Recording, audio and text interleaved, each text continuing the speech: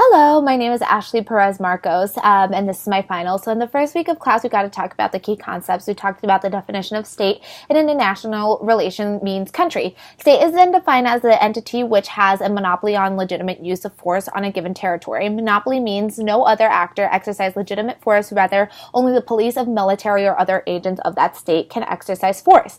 The state is based on territory defined by the lines on a map. Nowadays, we generally rely on the UN recognition as what constitutes as a state and that what does not. So these concepts were needed to know in order to understand the entirety of the class. So one major thing a state has is sovereignty, which is it has legal and political supremacy or ultimate authority within its territorial borders. Would be considered a sovereign state. Sovereignty is the key principle that distinguishes domestic from international politics, meaning non-interference by outsiders. So you as the political leader of a state decides how you want to deal with external pressures if there are external pressures. But like we learned in our lecture, it does raise some serious questions like if Somalia or Afghanistan are sovereign states. So this kind of is another eye-opener for me that there are different types of sovereignty. There is juridical sovereignty, which means that there is sovereignty in legal principles, meaning that there is international borders that are legally recognized. Then there's their empirical sovereignty. That means sovereignty is actually in practice, meaning that states can have actually enforced their sovereignty that no other actor can challenge their authority. Why is it important looking closely at things like Somalia and Afghanistan?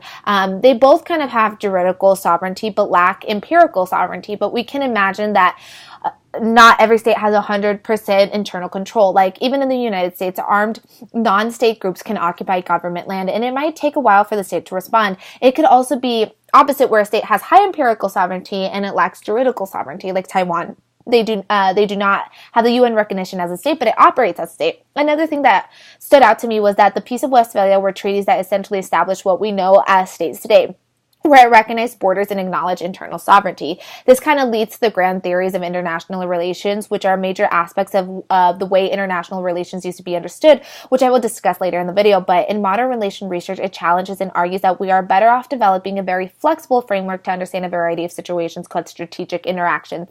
These strategic interactions are situations where the outcome depends on the action of multiple actors, where the best course of action depends on what the others do in response. Not one just actor can decide the outcome, which kind of leads us to the action, which is bargaining.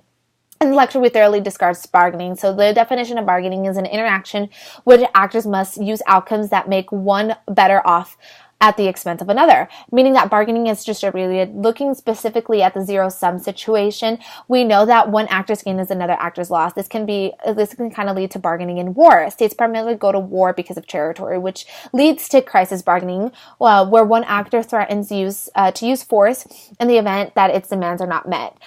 With crisis bargaining, we have bargaining failures. Information problem includes a number of factors: capabilities, which is the state's physical ability to prevail in war; resolve, which is a state's willingness to kind of bear the actual cost of fighting. Also, incomplete information, which is a situation in which a state kind of lacks information about its opponent's capability and resolve, but also has private information of its own. Essentially, information problem leads to bargaining failures because the inability of each side to know each other's true capabilities and resolves leaves them unopened to reach an agreement. Kind of moving along, in the next couple of weeks, we did learn about those three theories of government. There are realism, liberalism, and constructivism. Looking closely at liberalism, one thing that really stuck out to me was that liberalism used in the international relations is not the same as the American political context. American politics is kind of a mixture of realism, liberalism, and constructivism. So the grand theory of liberalism, also known as classic liberalism, focuses on three freedoms, which are freedom of conscience, freedom of opportunity, and freedom to elect one's own government. The first freedom of conscience, which means that there are individual freedoms of speech, freedoms of religions, freedoms of assembly, freedom of arbitrary authority, which kind of stands out to the United States because our founding fathers were so heavily motivated and really influenced by classical liberalism and their focus on these three freedoms. Kind of freedom of opportunity, which means social and economic rights, private property, capitalism, and as well as freedom to elect one's own government. According to liberals, without freedom to elect one's own government, we probably wouldn't get freedom of conscience and freedom of opportunity. This also kind of leads to a normative emphasis with liberalism on the support for political rights and democracy. human and social rights, capitalism and property rights. Sometimes these goals do conflict with one another. And unlike realism, cooperation can and does take place in progress if possible, but also domestic politics and international institutions matter, which kind of leads to my next point in comparing realism and liberalism, which I found astonishing and thought-provoking as a political scientist, and how realists might respond to liberal argument of the democratic peace. Realists will argue that there haven't been many democracies for that long, so in turn there haven't really been many opportunities to go to war. If we were to give it a little bit more time, democracies would eventually go to war with each other. Particularly, also realists kind of argue there are other causes for absence of war than the arguments that the liberals put out there. Realists also kind of argue that the United States homogeny has prevented war amongst American allies. Most democracies happen to be American allies, so therefore homogeny keeps order. Comparing and contrasting these theories really shows how American founding fathers really put their minds together to take the good from all three theories and place it as a new form for a country to act upon. Kind of in addition to all of this, war might still arise features of domestic politics, particularly in certain actors of a state can gain private benefits from the war or ensure that others bear the cost. The example given in the lecture was if a leader or a ruling group makes a decision and never faces the consequences of wars themselves, their bargaining range should be smaller or non-existent. But if the leader of a ruling group can gain private benefits, that is benefits that go to them and not to the country or society as a whole, that help weigh out the cost, and the bargaining range should be smaller and non-existent, which relaxes the unitary model of the state. Shows how internal dynamics have influenced the elite decision-making process and how we might see lobbying groups and other types of actors influencing policymakers. Also, international organizations are institutions that are active in at least 3 states. Some would also add the requirement that these organizations operate in at least 2 different continents or regions to differentiate them from regional organizations. What is important to remember is that international organizations operate at a level above a single state. States act through international institutions to solve collective action problems. There are 6 key reasons why states might act through international institutions. There are centralization, norm formation, pooling, joint production, laundering, and neutrality. I always believed that money laundering was illegal and bad, but here it is a positive thing.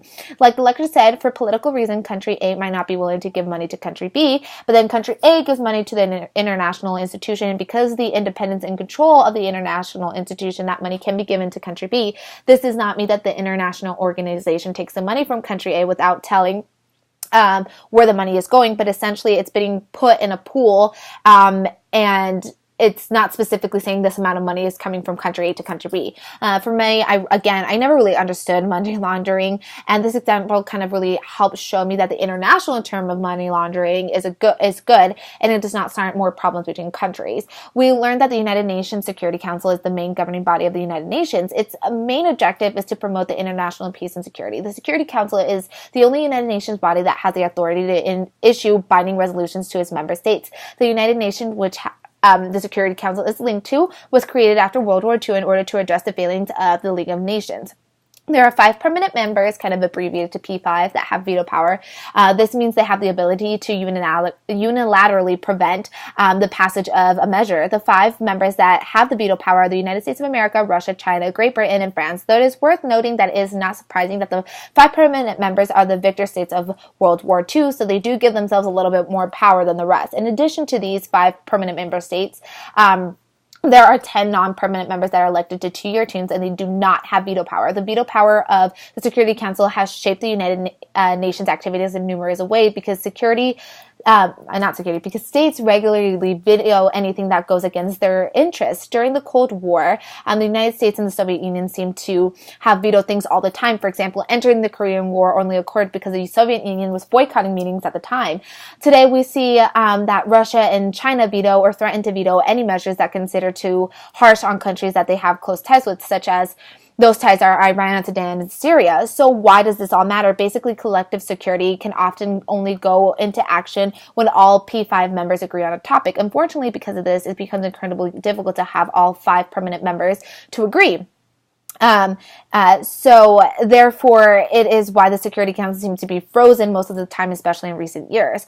They help it helped me understand my current event article and kind of how the Security Council works, and that because there are conflicting views between the West and Russia, we have one of the P5 members backing up the Syrian government, and then 3 other members out of the 5 backing up opposition group. This in turn kind of leads to these P5 states fighting against each other, with the middleman being Syria, kind of deflecting and negating what the United Nations Security Council is all about, which is to promote international peace and security. And this in these lectures, towards the end, we also learned about the International Criminal Court. There was kind of before that, there was the International Criminal Tribunal for the former Yugoslavia, the ICTY, and the International Criminal Tribunal for Rwanda.